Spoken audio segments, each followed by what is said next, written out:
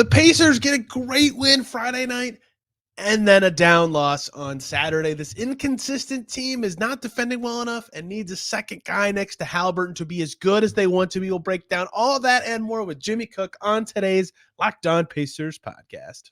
You are Locked On Pacers, your daily Indiana Pacers podcast, part of the Locked On Podcast Network, your team every day.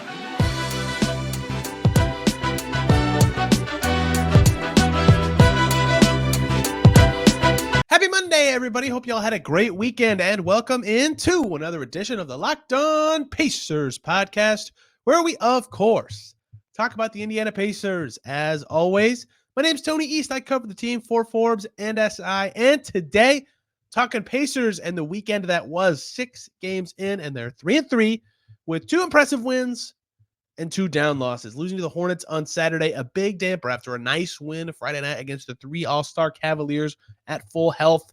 An impressive win. They had a 50-point quarter against the Hornets. Haliburton had 43, 25 in one quarter. The tenor of this show could have been so positive, and here we are talking about a 3-3 team that really needs to get better defensively and really needs someone to consistently raise their level to Haliburton's every single game. Maybe not quite as high as Haliburton's, but at least be a second threat every night. And we're going to talk about all that and more with Jimmy Cook today, including also Victor Wembanyama in town tonight for the San Antonio Spurs. All that and more coming on today's Locked On Pacers with Jimmy Cook. Let's get right to it. Jimmy Cook is in the house. We waited until after the Colts game. And Jimmy, if I'm correct, the local football team just won a game in which their offense was crap and their defense was awesome, which is not something we can say about the Pacers so far this season.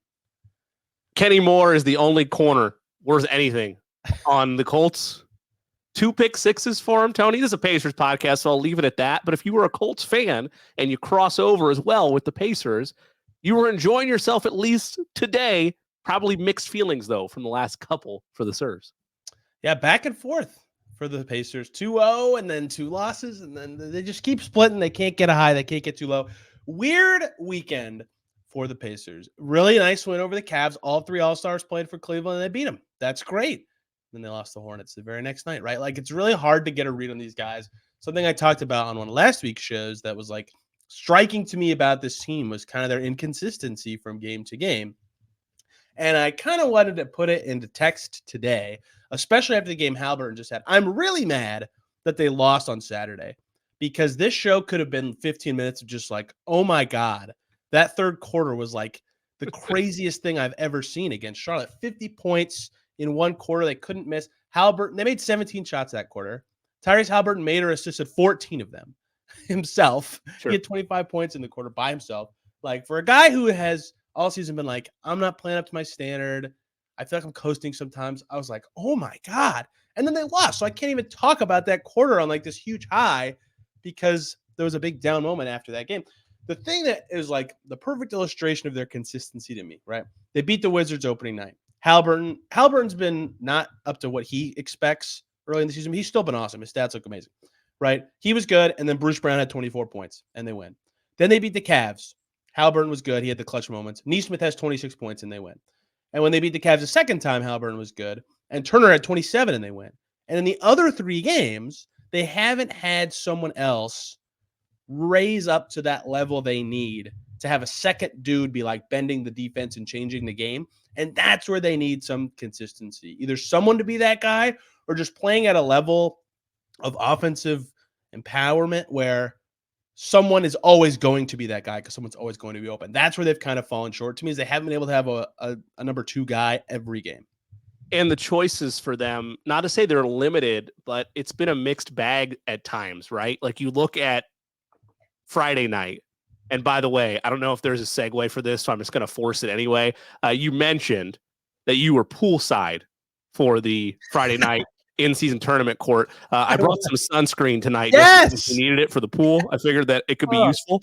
I'm sure there'll be time to talk about that in a second. But like Miles Turner is your focal point for most of awesome. that game. He was fantastic. And ideally, if you're the Pacers, in a perfect world, in today's NBA, where you live and die with duos, that's the name of the game, right? It feels now like we've transitioned the last 3 or 4 seasons away from big threes and it's NBA Jam once again. You just want to have all the fun you can with two guys, and then your role players or your secondary pieces will fill in the gaps. But as long as you have two guys cooking, you're going to be going places. And in an ideal world, maybe that is Tyrese Haliburton and Miles Turner. Maybe as this season continues to grow for this team, maybe that's the avenue you go. Me personally, I'd be fine if that happens. I would love in year 2 for it to be Benedict Mathurin. I think a lot of Pacers fans want that to be the ultimate genesis for this team, is you have two reliable options in Tyrese, in Mathurin, and then you're able to play off as well Miles Turner and have himself a game too. But right now, to the Tyrese Haliburton inconsistencies, like, I don't know. I had a conspiracy theory tinfoil hat on for the Bulls game, and that was, I felt like he was still feeling the effects of the illness from the Cleveland game or from the night before, whenever that was. He just looked fatigued. He looked out of sorts. Didn't have a great game, airballed a couple threes, and then he didn't look stellar from a scoring standpoint against the Cavs on Friday night, but he didn't need to, right? They pretty much he hit the shot, right? Yes. Yeah. He hit hit the important one. shot. Yes. Yeah. He hit the important one. And then again on again in the play-in, or not play-in, that's gonna get me all year. In the in-season tournament. Why is it called the in-season tournament? Miles Turner did the same thing in his post-game presser. Why do we not have a name for this thing? You spent millions of dollars on marketing, on designing a trophy, on court changes around the league, and it's just called the in-season tournament. The NBA Cup would sound BA too, and they just didn't do that. Well, no, but that's the name of the trophy. The trophy's called the NBA call the whole Cup. thing that. Anyway, agreed. Continue. Or the chase of the NBA Cup. Steal from NASCAR. I don't care. Like, just call it something where you're running for this NBA Cup. And instead of the in-season tournament, I know I'm going all over the place to start with, but to your point, who is that secondary relying cornerstone for this team offensively? And if you don't have that answer yet, then you look game by game, and it's way too early to make a clear answer of what the 2023-2024 Pacers are going to be. But the easy label right now is up and down inconsistent, which is what they are at 3-3 on the season, when you could probably look at a lot of different areas, including against Charlotte the other night, and say to yourself, they could be not undefeated perhaps, but they could be 3 games under or 3 games over 500 right now. And instead they're sitting trying to find a real identity on both ends of the floor. So I have lots of responses to what you just said, which is good. That means you said a lot of interesting things. Okay. Thing one, I think part of the advantage of them being such a deep team is that it doesn't have to be the same guy who's the number 2 every night, right? I think most likely it's Miles. Like, what's he averaging 17 a game this season? So like, he's still been really good on offense. I think he had 20 against the Hornets. But he got his butt kicked by Mark Williams. We'll talk about that in a second. So, like, part of the advantage of their depth is that it doesn't have to be the same guy every night, right? Like, Bruce, especially in that opening night game, was like, yeah, this can happen sometimes, which is good. So that is one thing, is like, I think ideally for like planning and from a game planning perspective and like a play calling perspective, if it's the same general guy or guys most of the time, that's good. But like Nesmith having a 26-point game just illustrated to me, like, it can be anybody on this team. Okay, thing two, I don't even necessarily know that it has to be someone stepping up on offense. Like, can they have their second guy have a defensive moment ever? Like, they've been their last in defensive rating this season, which isn't surprising. First of all, like, they're just crummy on the end of the floor. Now, the Celtics game skews their numbers so bad, so dramatically. Wait, can I pause you for a second? Because I should be booking you on the show, by the way. I don't know if it did that, by the way. If you want to listen to more of me, which if you do, Lord be with you. I appreciate that. Noon to 3 on Query and Company on 93.5 and 107.5 The Fan, or get your Query and Company podcast, wherever you get your podcast, it's Query and Company. I should be booking you for this question, but since we're here, would that game have been any better if Tyrese Haliburton played? And is there a way to quantify if it would have been any better? Okay. I'll try to answer that. They would have lost by 35. Okay. So yeah, like, he helps, but the I'm just thinking maybe Celtics there's haven't scored that much since 1992. Like, it doesn't matter who's playing. Like, they were just on fire and playing the best basketball offensively they've played in 30 years. The Pacers were 5 of 36 from deep. That's where he helps because he can shoot threes, right? But like they haven't made less than 6 threes on 30+ attempts in 7 years, right? So like everything went wrong in the same game. It's like, yeah, Tyrese helps a little, but Well, I was thinking maybe this is the hopefulness in me, and as you can see, I'm all in right now. I got the City uni. This is actually a Pacers hat, even though I am backwards hat guy on the regular. This is a Pacers hat. So yeah, I'm all in right now. I guess I'm just looking at it of like maybe it's more competitive early. Maybe there's that butterfly effect thing where just having him there makes it a better game. But when it's Sam Hauser couldn't miss. Yeah, like they just lost. Like I know, I understand. I'm more frustrated about the long-term aspect that I don't know if this team is good defensively or better than they were a year ago. I don't know. And now I'm going to have to really dig into the numbers because that 155 burger it ruins everything. It does. I truly think they're slightly better defensively, but the numbers don't bear it out yet because I don't think they're good defensively. I still think they're in the bottom 10 in the league. But I think fourth quarter against the Bulls, saw that firsthand. That was absolutely horrific. Yeah, they just had some. Their bench like defends well, right? But that's not the whole game. So that's part of where I think their defensive growth is from. But like the number Miles, by the way, do you think Miles is the best option in terms of who that second scorer? Well, Miles hasn't defended that well this season. Sure, like this has been a strange season for Turner because he's been great on offense again. He's shooting almost 40% from deep, but his defense has not been Miles Turner defense. Yeah, and not even close, right? Like, of course, he had the game-saving block again on Jared Allen the other night. Like, that was awesome. That's the stuff Miles Turner is great at. But like, Mark Williams just kicked his butt on Saturday.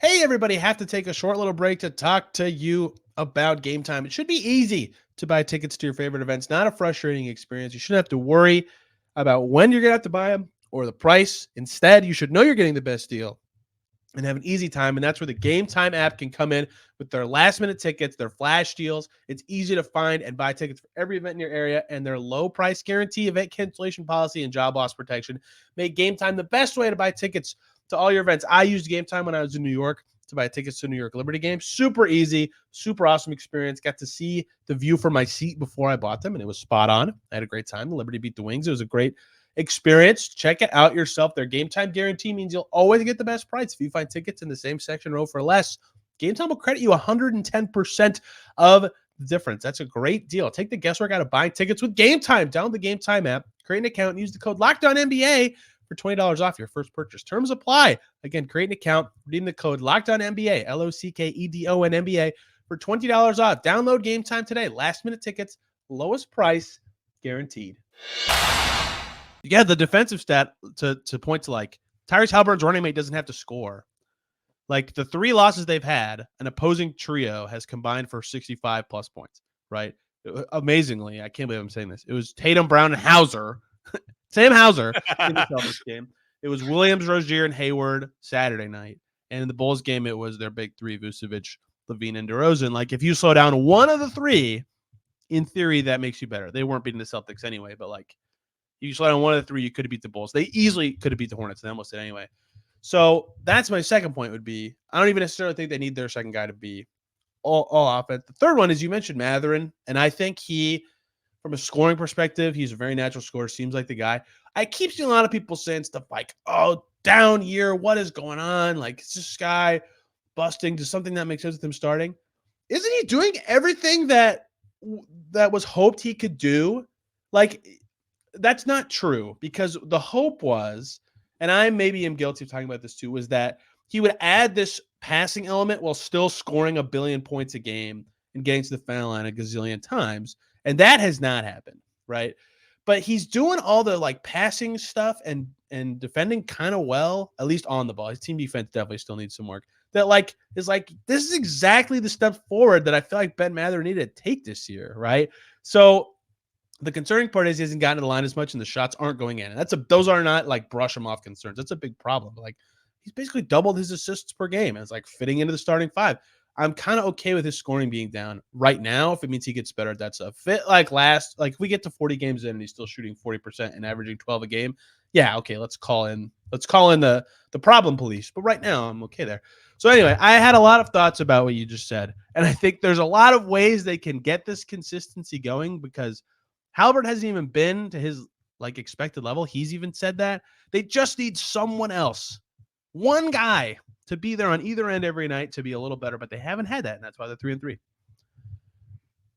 Do you feel like, because this is where I'm at, I feel like that is something that, and maybe I'm more bullish on them than others, I feel like it's something that is not easily fixable, but is progressively identifiable. And by that, I mean, as you go deeper into this season, that is a clear benchmark indicator, for me anyway, of if they are a better team they were a year ago. Not just if they're good defensively, but also if they have a clear answer with the acquisition of Bruce Brown, with what they've done from a depth perspective the last couple of years in terms of where their rotation at, and with figuring out what they want out of their second unit. I feel like we can get an answer, like a clear answer, and that would be a win for this team. Yeah. I just don't know confidently right now what the answer is going to be. And if it is all year, that they have such depth that it could be any guy on any night, that's a great problem to have. The problem is, if that is the answer, you need it to be night in and night out that Tyrese is clearly your number one. Right. Every now and again, you'll get lucky. Lucky's not the right word. Every now and again, things will line up like it did against the Cavs on Friday night, where Brown goes for 19 to go along with what Miles did. And that plays fine. That'll carry you where you need to go. But he chipped in as well. But if they're going to have a who is the number two to Tyrese conversation, if there's not a clear-cut answer to that, I'm fine with it happening from a depth piece standpoint. Like, it could be anybody, any night. Look at this embarrassment of riches we have. I'm fine if that's the answer, but it has to be Tyrese as the lead dog. And so far this year, to his credit of self-admission, he's not been that consistently on a nightly basis. Not averaging 40 a game. Like, that's what I'm asking for, but I need more middle ground for him. Man, everyone's a critic these days, huh? Tyrese is averaging 24.2 points. No. I mean, it is significantly skewed by 43 points. Correct. I mean, there have been stretches. You're right. He's admitted it. You're right. I'm going off of his quote. I'm also going off of the fact that illness or not, ankle or not, like, he didn't look great against the Bulls, and he didn't need to look great against the Cavs because everybody else stepped up. I don't know. I just want it to be clear and concise, and I think it is right now. He is their number one, but I need that solidified if they're never going to give a clear-cut answer of who is number two. That's a fair point. The other thing is, like, if you're they've puffed their chest out about their depth all season, and they should. They're deep. There's a lot of good camp competition, right? It's hard for them to get TJ McConnell minutes. He's a good player. But, like, if depth is what makes you good or, like, threatening in the regular season, that's the worst playoff answer. It's a good, like, growth answer for your team, which is good. And they're not a playoff thinking. I mean, they want to make the playoffs, but, like, they're not thinking about, like, playoff answers yet. But that, when you get to the postseason, you play 8 guys, and 3 of the 8 play 10 to 15 minutes, right? It's like that automatically becomes less important. So, like, this is not the rotation that is going to be, like, this, but just for the audience, in case they're forgetting how it works in the NBA, the amount of depth that is on display is not going to sniff NBA playoff rotation. You're talking about 8, maybe 9. And Jimmy, shout out to my not smart butt for 6 games in going, let's talk about playoffs. Let's bring the P word into this. Let's talk about a 3-3 team and what I'm always here for it. I'm always here for it. You want me to remind you of the bar, Pacers fans? I'll remind you, 6 seed or better. I'm not going to be mad if they make the play-in. By the way, I know I'm kind of derailing us, but he said this, and I totally agree. Unless I got punked by an aggregator account. So you can correct me on the fly. It's not bad. Tyrese Haliburton was correctly attributed with the thought of what a prize should be to win the in-season tournament. Is that right? Yes, he said that's Yahoo Sports. That's correct. Okay, good. I want to make sure I didn't get punked. Ashton, you here? No, he's not. Okay. That's a deep cut reference for 2000s kids. That's all it is. That the winner of the in-season tournament should get an automatic playoff spot. And I don't think that's insane. I think that might be the key to get full buy-in if you don't have it this year. I've thought about that. So here's what the NBA, the counter to that would be, is that the in-season tournament ends December 10th. So there's like 4 months of the season left. So if you get a playoff spot already, like, you just rest your stars for months. Like that, it's too early. Okay, here's the idea. You'd have to have the midseason tournament actually be midseason to do that. Here's the modification. Well, yeah, I guess February is midseason. Okay, here's the modification. You're guaranteed a spot, but I'm trying to figure out how to word this. Your record still matters, but let's say you go sub 500 the rest of the way. If you're 10 games back of that 10th spot, it's still yours. Like, so you can't fully rest the stars, but there's a postseason bid that you're locked into. You can do no worse than the 10th spot. Yeah, or just like pick a wins number, like 35. And be like, you got to win 35, right? That's like a bad team still, but it's not embarrassing of a 35. There's a way to modify it where tanking wouldn't be further incentivized. Yeah. There's a way to make it a performance-based guarantee. I agree that people keep talking about, we've derailed this, but that's okay. We'll get back to the Pacers. People keep talking about like they should reward them with a draft pick. Like, no, absolutely not. All these players are going to be like, bro, if I play good, they get to draft my replacement. My replacement's coming through the door. No, thank you. I'm good. Thanks. No one's going for that. So it's got to be cash or playoffs. And people can laugh at the cash for these millionaires, but like Buddy Hield was like psyched about. He joked like, "Yeah, mortgage payment. There we go." Like these 2A guys like double their salary. Like I think the cash is actually a pretty big deal, even if it's not. I just think it wouldn't get laughed at as much. I agree. The playoff berth would get fans way more, way more into it, which I think would be a big success. So, in that way, I think it's a good idea. But I think they'd have to modify something else as a result, which would be the interesting. Hey, that's not on our heads. That's somebody else's problem. We're just coming up with the good ideas. They got to figure out how to implement it. So they need to find some consistency. Worst defense. Yikes. Not having the number 2 guy, like losing that Charlotte game. I mean, you have a 50-point quarter and you lose to the Hornets at home. Whew. That's they couldn't score 30 any other quarters. Like that game is the perfect summation of their season. It's slightly better than having lost to the Wizards, right? Like it's probably not that bad because the Wizards are something. Last derail question, I promise. Okay. Would the Wizards winning the play-in tournament be the worst thing to happen to the NBA? I realize it's probably like not possible anymore, but we were discussing this on Friday's show. Who would win the in-season tournament and it be the worst for the optics of what the NBA wants out of this thing? Yeah, someone awful. Like just terrible. Yeah. Like Kuzma averages 40 in the in-season tournament. It'd be funny too if the team that won was like bad in all the rest of their games, but just happened to win. They got hot at the right time, baby. Yeah. They got hot at the right time. Yeah, that would be bad. I think the thing the NBA is the most afraid of, because like every game of the in-season tournament is a regular season game except for the championship game. That's one extra game.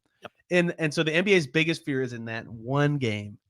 Chris Middleton twists his ankle, 6-week injury, right? And so the Bucks regular season is now impacted by this game that only they had to play. Ownership shuts down the NBA Cup like there's a major injury in that game. So that beyond like the Wizards winning it, I think that's what they're the most afraid of. Okay, Pacers thing. I have to talk about it. That third quarter was sick. Like I'm so mad they lost that game because it changed the whole tenor of the show and the team, because that was maybe the coolest quarter of Pacers basketball I've ever seen. They could not miss. Haliburton took 3 heat checks in one quarter. And he made 2 of them. And the problem is they gave up 39 or 38. So like it didn't actually swing the game that much. They went from down 8 to up 4. So 38 is the exact number. But I mean, that was some of the best basketball I've ever seen the Pacers play for 12 minutes. It was crazy. And it's one of those things where it frustrates you so much, whether you're covering the team, whether you're a Pacers fan. It frustrates you to see a complete performance like that. And you don't even need that on a nightly basis. If you could just get half of that, doesn't need to be absolute perfection. But if you get half of that on a consistent level, my 6 seed or better is no longer an insane prediction. Like you'd kill for that. Anywhere around the league, you'd kill for that. And the reason it stinks worse in hindsight, not just because you might have lost some thunder to that other team that somehow is winning games because it's worse than them, and why you didn't get your perfect podcast window here, is because now it makes you look internally at them and say, well, that's great. They put up that 50 burger or a 50 plus, right? That's awesome. but what happened the rest of that game? Right. Why there's so much inconsistency quarter to quarter with this team? At what point does not to a playoff rotation like minutes, not to use the P word again, but there you go. But like, at what point do things get condensed down and there's clear answers of who you can rely on outside of Tyrese? So we can be like, yay, 50 points. Like they scored 19 in the second quarter of the same game, right? Yes. Like it. So it's like as Jekyll and Hyde as it comes, no doubt about it. Yeah, this show should have started with me going something like this: Tyrese Haliburton, 25 points, 6 assists in one quarter. Pacers 17 for 21 in one frame. Only one guy not named Haliburton missed a shot the whole quarter. What? They made 12 threes in one quarter. That's a real stat, by the way. They made 12 threes in one quarter in a game that they lost, right? Like that's how this show should have started. The fact they lost that game is comical. I should have been running around with my Indiana sticker that I got at the state fair that has Pacers homage that I still haven't put on the computer. I should have been just waving it after a victory, and instead. Now, to their credit, Buddy Hield and Tyrese Haliburton took the podium after the game. They were crushed, right? Like that is probably the most disappointed, or in the top 3 most disappointed I've seen them after a game, which they should be. They should have won. Haliburton got locked up on the last possession. Heard this question a lot. Should they have called timeout? No, they should not have called a timeout. You put Haliburton on the mellow ball for our last shot. Heck yeah, you take that matchup every time. Yeah. He blew it, no doubt. He'll admit it, but you take that matchup every time. He's your number one. He is your ace. I don't care what time of year it is. I'll take that any day. I don't care. Almost don't care who it is. If he has a decent size option there and he's your playmaker, that's your answer. Great. You don't need a timeout. Credit to LaMelo Ball, honestly. Tough stop to make. Yeah, they should have won that game. They defended so bad. They couldn't hit 30 and a quarter except for that insane third quarter, that numbers I just read to you. One more break here, guys. Got to talk to you about the awesome folks over at FanDuel. Score early this NFL season with FanDuel, America's #1 sportsbook. The Colts back in the win column. 3-game losing streak on. My Vikings somehow a comeback win with the new quarterback. The NFL gives you something fun and exciting every single week. And right now, new customers over on FanDuel can get $150 in bonus bets with any winning $5 money line bet. That's so simple. If your team wins, that's $150. Who could not want that? If you've been thinking about joining FanDuel, that deal means there's no better time to get in on the action. The app is super easy to use. They have a wide range of betting options, including over-unders, spreads, player props, whatever your favorites are. They've got them and more. So visit FanDuel.com/LockedOn. Kick off the NFL season over on FanDuel, an official partner of the NFL.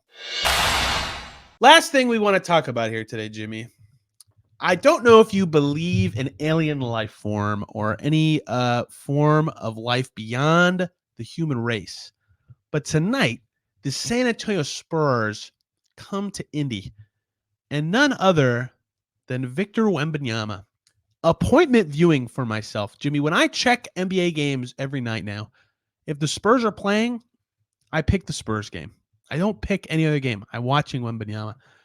I can't freaking wait. If you haven't watched him yet and you're a Pacers fan, and I am praying, I will knock on my desk of wood right now that he plays, because they're on a back-to-back. They played at 3:30 today. They lost to the Raptors.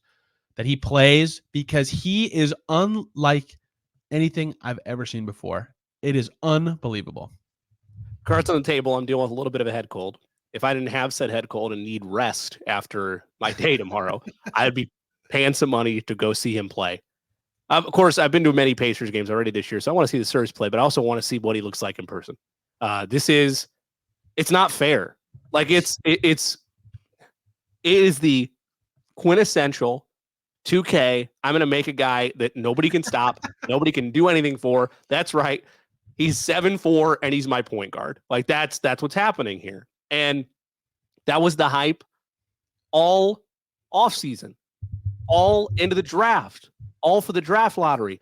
Tony and I, a year ago and some months before the Pacers picked Benedict Mathurin, floated out there the idea of, hey, Wemby to Indy, maybe we'll get there next year. We were early on that. We were early on the train, and then you see him just not even talking about what he did last night or 2 nights ago, but what he did to Kevin Durant and the Suns in their building twice in 1 week. Unbelievable. He's the 38 was ridiculous. Oh, it was nuts. The picture of him standing next to KD while they were about to The rebound, the free Not throw really. was so funny. If you're a conspiracy theorist and you've ever seen Congress talking about like UFOs and like sightings and stuff like that, It's and the in San Antonio. pictures kind of look grainy. No. I have high quality 4K photos for you, and it's that man standing next to Kevin Durant and making him look like a child.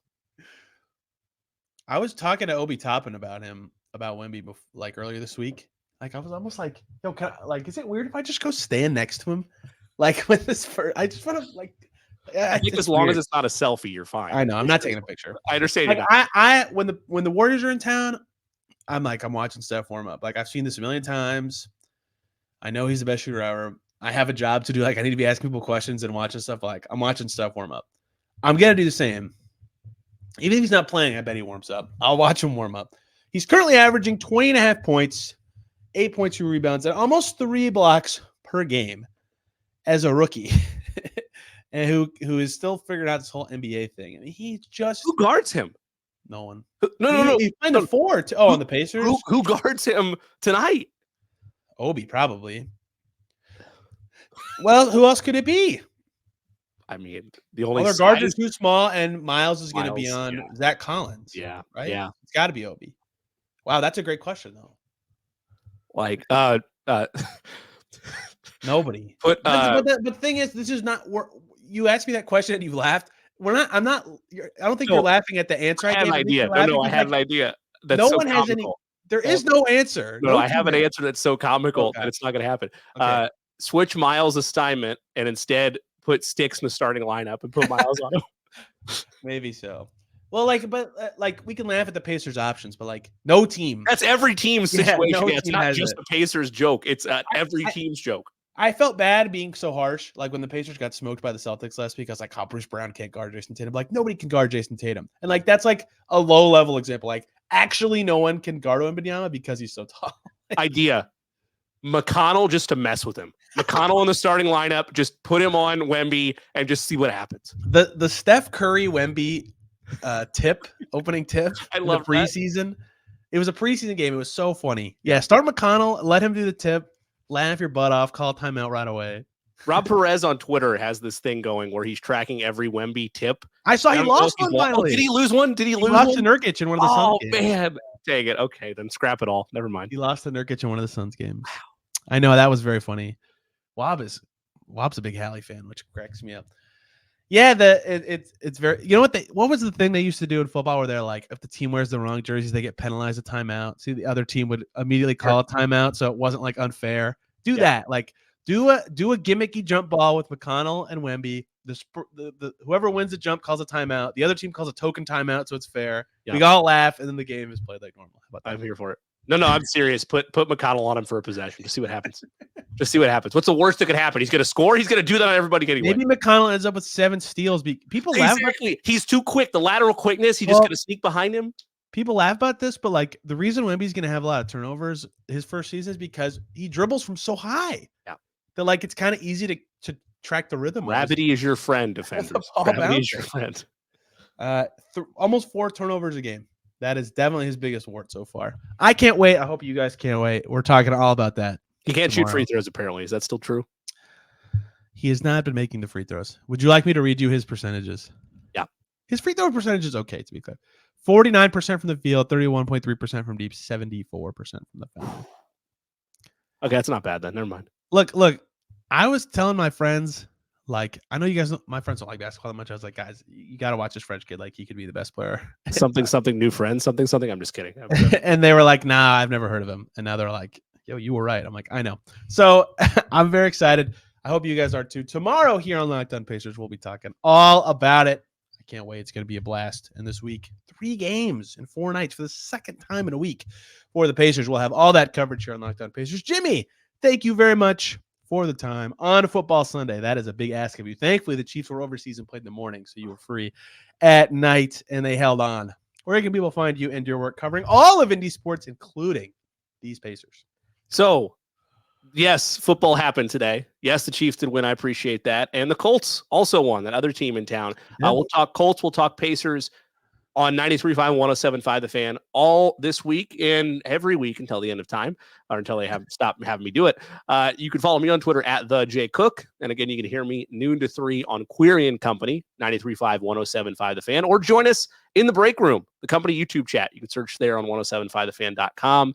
And then my high school stuff, do a lot of that on the play-by-play side, RoncalliMediaNetwork.com for girls and boys basketball. Always enjoy doing that as well. So mainly, though, if you want a rapid reaction, all that good stuff, noon to 3 on The Fan, myself and Jake Query will be talking about Wemby for certain. You can bet there'll be some bets in that regard as well tomorrow. So, you know what else I'll be talking about on 107.5 The Fan this week? The 3-6 football Hoosiers, baby. What a win over the Badgers. First win over Wisconsin and Bloomington in like my whole life, basically. It's crazy. Get those Tom Allen snaps going. Can't believe I'm happy about IU football, but we're here. Back tomorrow talking Spurs. I'm on Twitter at Tony R. East, this show at Locked On Pacers. Thank you guys a ton for listening. See you soon.